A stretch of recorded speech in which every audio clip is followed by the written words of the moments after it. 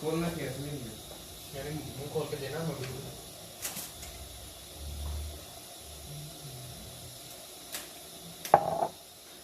बताइए जान। ओके।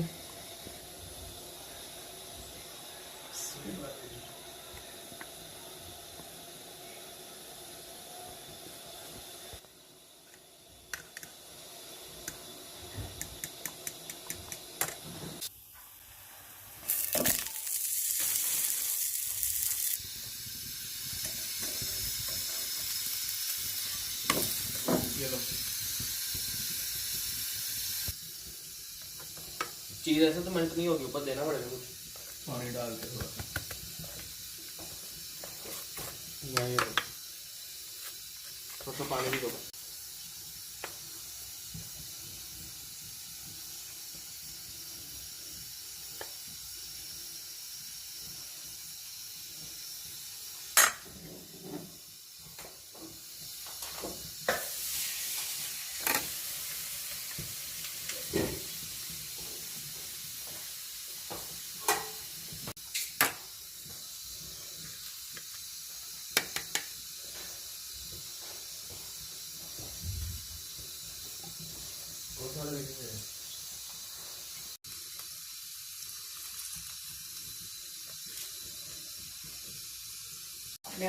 बना लिया।